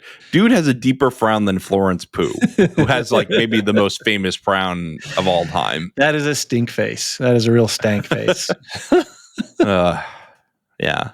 But he's not wrong, right? Like that's really, it's a really great illumination of the family of this thing. Like, oh, I'm a magnanimous daddy. Can't you see I'm just trying to help you? And it really checks him and puts him in his place. And I think when Corlys is looking back over his life at all of this stuff, he's his son, his daughter, his wife, all of this stuff. It's a bit of a mess for Corlys. Agreed. And he still kind of doesn't fix it here. He had a chance, but he doesn't fix it. But then later we do see them wearing armor together. They do go out together. Right. He didn't go like, all right, take him to the headsman. Well, that's because Alan is a man of honor, right? He says as much. He goes, no matter what my personal feelings are, I am going to serve and do the job that I'm supposed to do, because I've done that my entire life. I've taken care of my family. I sold fish from dawn up, from sun up till dawn, till dusk, whatever. And that's who he is in his bones. And there's a fire behind that. And but he's built that armor, that structure, those systems in his mind to keep him, give him the ability to do that. Right. It's a really interesting character moment because seeing Corlys walk by when he was a hungry kid built him into the man that he is now, and that man was the man who fished him out of Corlys out of the water. Right. All right. Let's go to the second to last big scene, which is Mysaria telling Rhaenyra to burn them all, which quite honestly baffled me. This was the point in the episode where I said, I don't think we're acting like our characters now. This is just, I did start to feel the hand of the writer here. So the one thing I took away from this scene, which is it's a less, obscure is not the right word. It's something that it's maybe not something that everybody would be familiar with, but this is very much something that spoke to me of the Bhagavad Gita, which we talked about during the Foundation show, because there was some of that stuff there, where basically, which is part of the Mahabharata, which is a big mythology that comes out of the subcontinent of India. And there's a prince who's a member of a family, and his family is about to go to war with another family. And on the eve of battle, he's the guy who's got to blow the horn to start the whole battle. And he has this crisis of confidence. And so he has this long conversation with an avatar of Vishnu in the form of Krishna. And Krishna walks him through, basically, you've gotten to this point. There's nothing more to do here. You have to follow through, and you have to, you have to find the way. You have to understand that you have to fulfill your duty in this thing, even though it's going to be terrible and horrible. And this is where you are now. So make your choice and get through it. And I think that's what I took away from that is Mysaria saying, there's no way to avoid this. We are. But there is a way to avoid it. I totally disagree, and I think Mysaria would. How? You kill the armies that are on the road and not within the city right now. So maybe I missed what Mysaria actually said. I don't remember her actual words. So Rhaenyra basically goes to her with doubts, like, do I really have to attack Casterly Rock and Old Town like that? It's like, yeah, you gotta make sure that you win because those people are cruel. But see, I agree with you about the army. You have exposed armies right fucking now. Mm-hmm. That's what I'm saying. Is like, this does not make sense to me. This idea that, and I think this whole idea of Rhaenyra, first of all, being okay with killing cities of innocence, and then Mysaria egging her on, completely goes against what we learned about these characters over the last season or two. If she was advocating killing innocents, yes, I agree with you. If she that's what I understood. Okay. And if she or if she was just saying, well, yeah, attack their armies and do what you got to do from a military standpoint, then that's what I had taken away from it. And maybe I wasn't paying attention to her words precisely. So I guess they didn't go into too specifics, but I'm pretty sure we can safely know that she is in on all of Rhaenyra's plans at this point. Seriously, she's right there. So I don't think this is going to be a surprise to her that she's trying to go for Casterly Rock and Old Town. Anyway, I just don't understand the point of, like, I could understand showing up, putting a Castellan there and having them rule until the war's over. Could totally understand that, but why not just take out the armies? If one of them is completely unguarded by a dragon, the other one has a small dragon, what's stopping you? Right. I don't know. It's baffling. And again, this is where I started to feel the hand of the writer, because I didn't feel like characters were acting the way, early this episode, Rhaenyra is saying, well, I hope this will be a deterrent. How do you go from I hope this will be a deterrent to I'm going to burn cities? Mm-hmm. That's not a one step. That's several steps. The next step is go attack. Go attack the army. It kind of smacks as a season 8 Game of Thrones thing. It does. And so this is where I took a lot of issues with the episode. Gotcha. Speaking of people acting completely out of character, Alicent arrives at Dragonstone to plead for peace with Rhaenyra. She discusses the envy she felt for Rhaenyra growing up and how she felt she was placed on paths not of her choosing. She tells Rhaenyra that when Aemond flies to Harrenhal, she will convince Helaena to open the gates and allow Rhaenyra to enter as conqueror. After pressing, she agrees to forfeit Aegon's life. What? This entire war, if you're going to take Alicent's story, because I think Alicent's still taking Alicent's story, this entire war was fought because she thought that if she didn't put her son on the throne, Rhaenyra would have her children killed. Right. If you believe that, then this scene doesn't make any sense, and I do not accept it as anything but the hand of the writer. I don't know your thought on this. Yeah, I'm mixed. There's so much that I like about it. There's some good lines in here. There's some a great culmination of these two characters where the whole thing has been swirling around these two. And it was supposed to be there's supposed to be some catharsis here, but there was none for me in some way. And I just thought that the plan was very flimsy. Like, that sounds like a really bad plan. Like, it's going to fall apart very quickly and very easily. I just don't. The plan of opening King's Landing? Yeah. And, he's going to go away, and then the guards will just put down their weapons, and ta-da! Yeah, this scene delighted me and confused me at the same time. I loved seeing these two actors on screen together. I loved them wrestling with their past. I loved Alicent trying to dig in and pull up, cough one up on herself and get real with Rhaenyra. I loved Rhaenyra. It was just like, girl, like, it's a bit late for you to be coming up with this stuff. And then when she does offer her son, Rhaenyra feels it. She feels it both for her son and for her. So there's all this great stuff. And then yet it just didn't work. So I don't know. And I just feel bad because, like, I don't feel like I'm getting, I feel like the more we talk about the episode, I'm losing steam for the episode. You know what I mean? I just think that these were, look, I'm just going to say it. This scene does not happen in the book, and that's okay. That's not a deal breaker for me. There's plenty of that, right? Yeah, because, I mean, why would this be recorded? A clandestine meeting between the two? Why would that be recorded by the Maesters?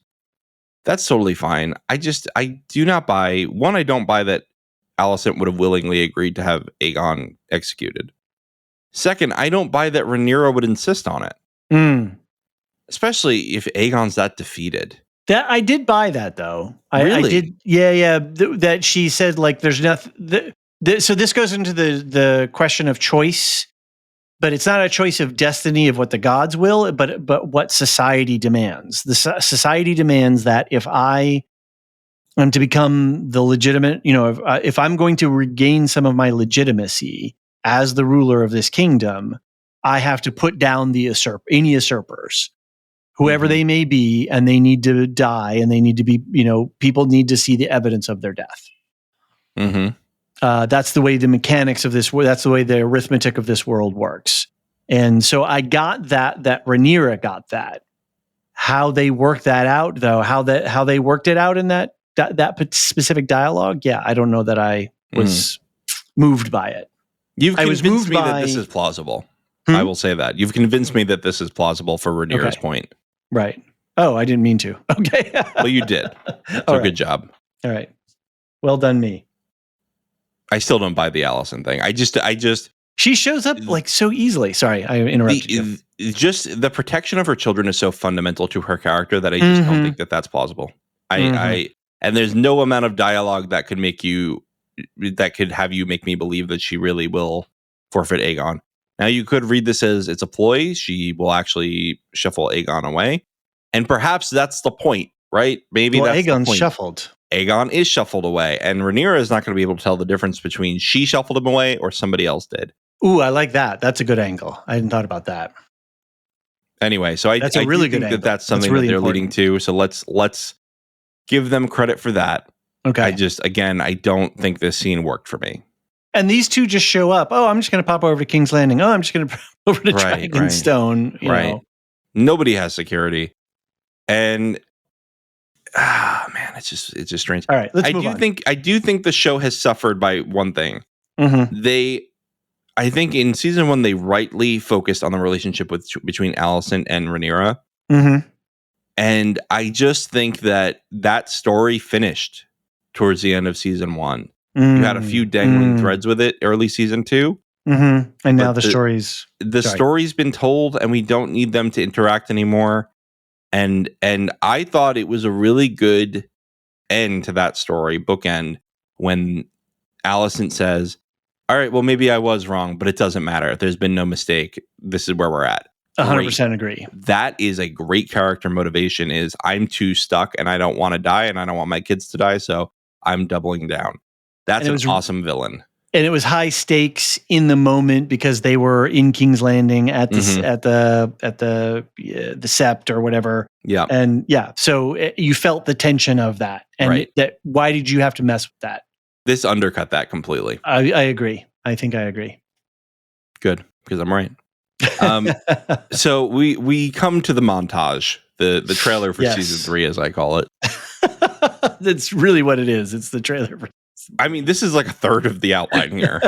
So I'm going to kind of speed run us through this because there's really nothing to say. There's nothing to say. The dragon seeds suit up. Alicent returns home. Then this one I do want to talk a little bit about. The High Towers march while Darren flies above. Yeah. Looks like Darren flying on Tessarion. What do you think? You like the look of him?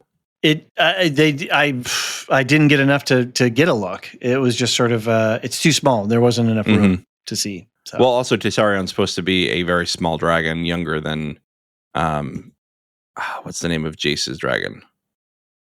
Here's what we're going to do. We're going to go to the show guide. Hey. And we're going to go over to Vermax. That's the name of Jace's dragon. From a framing standpoint, they shot it correctly to make the dragon look small relative to the landscape and the army. So, that's fine. They did that right. And I think we can safely say they did not cast Darren yet. Oh, really? Okay. I mean, I don't know that physically. I'm just saying, why would you not show him if you already cast him? Sure. That's a good point. I just think they were just like, well, let's tease him, but we'll work on that next season. Saved on casting budget and scheduling headaches and stuff. Yep. Yeah. All right. I don't know why this is moving and changing shapes. Oh, sorry, that was me. I was trying that's to look okay. at a picture of the. Oh, sorry. Go ahead. Mess No. with the I shade was all you want. I was. I wanted to look at the Greybeards. Okay. Yes, the Greybeards are here. So the Greybeards that the Starks promised are marching down. The twins, it looks like. And the Lannister army reaches what I think is the Trident. I hope people will write in for this because I'm notably bad at geography in these worlds. But I think that's the Trident, which you'll recall is where Robert killed Rhaegar Targaryen and essentially turned the tide of the war against the Mad King. Okay. Big location. Right. And that is also near Harrenhal. Right. So we know where we're going here. Daemon looks over his army, camped outside of Harrenhal, all the Rivermen.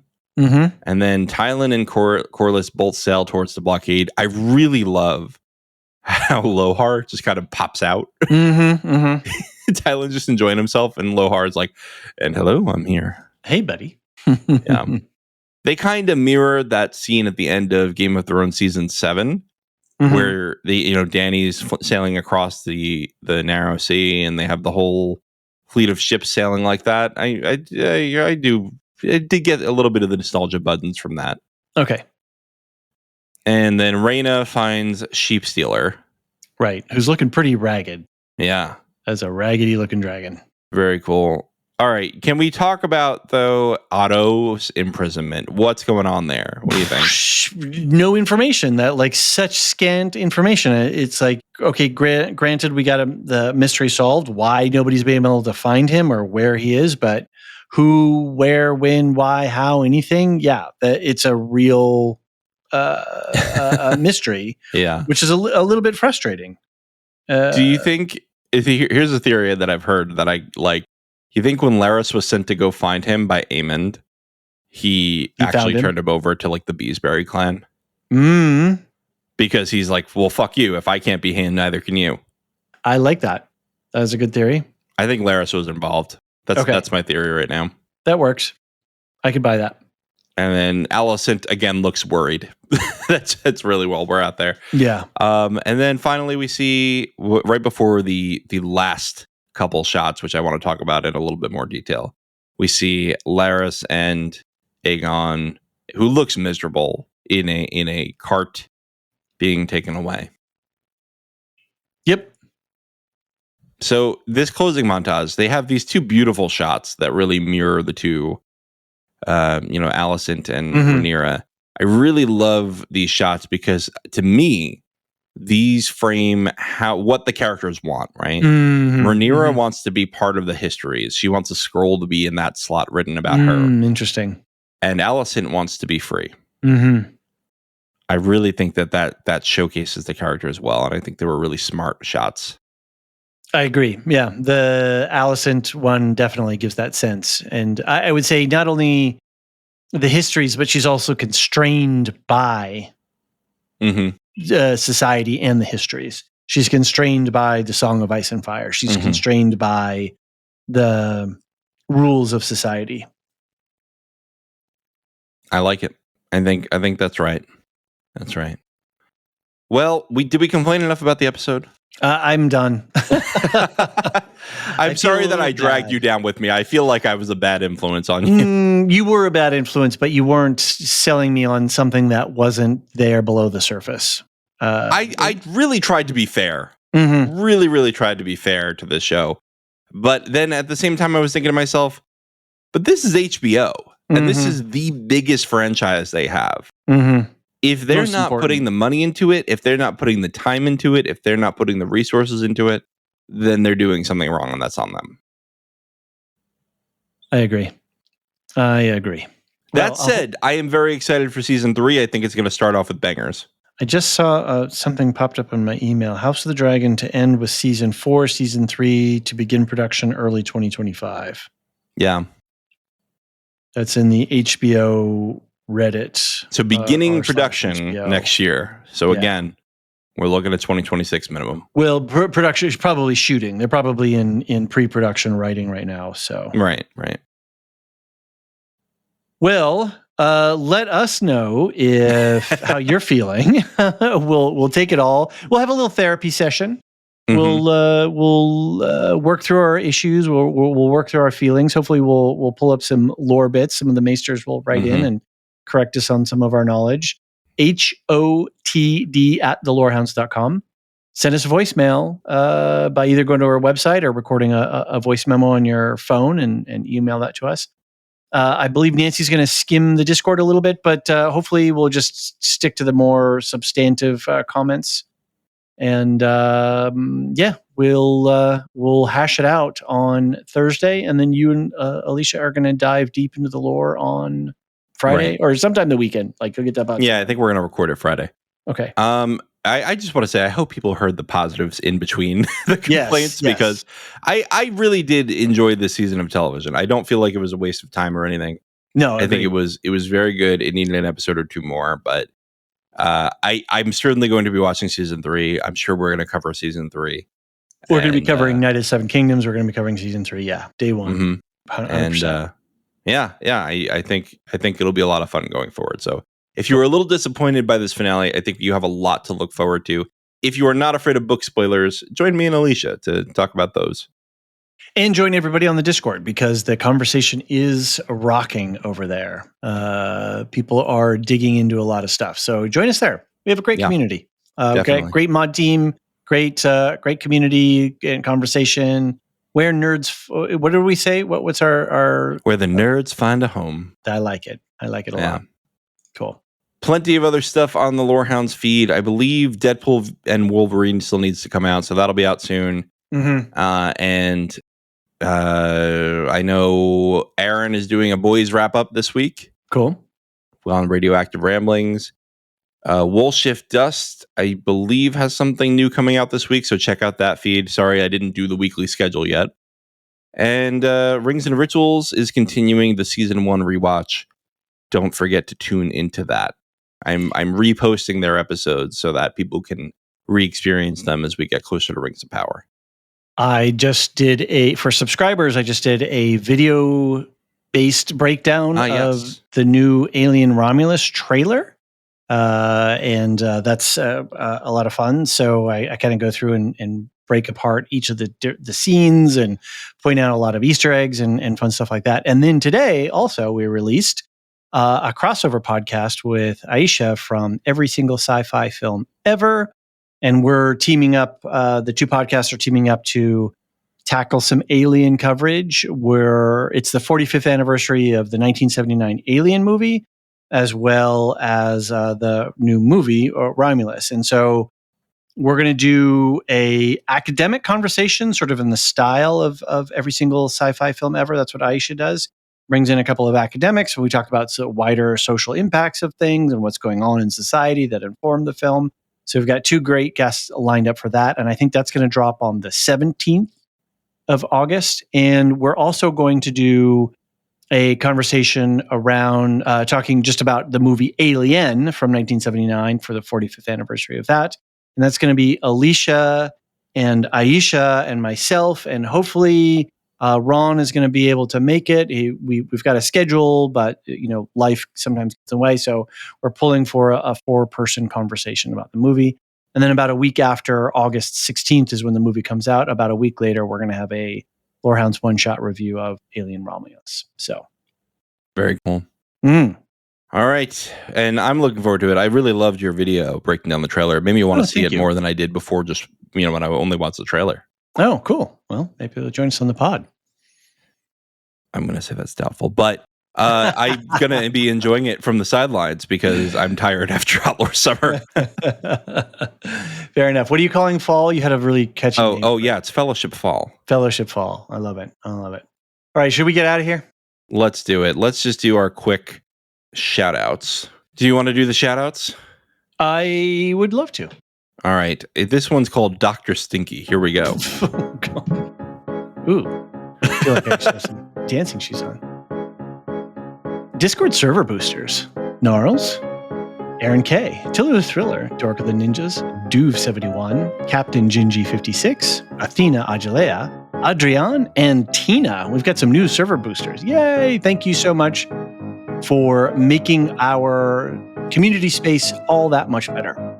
To our Lore Masters, our top tier subscribers on Supercast as well as Patreon: Samartian, Michael G, Michelle E, David W, Brian P, SC, Peter OH, Bettina W, Adam S, Nancy M, Duve71, Brian 8063, Frederick H, Sarah L, Gareth C, Eric F, Matthew M, Sarah M, DJ Miwa, Andra B, Guang Yu, Deadeye Jedi Bob, Nathan T, Alex V, Aaron T, Sub-Zero, Aaron K, Dally V, Mothership 61, Gnarls, Kathy W, Stuart B, Jeffrey B, Alicia U, and Adrian, who is forever last but never least. Thank you all so very much for helping keep our world going around. We couldn't do it without you. To everyone who subscribes, thank you. And to everyone who listens, thank you. John, it's been quite a ride this season.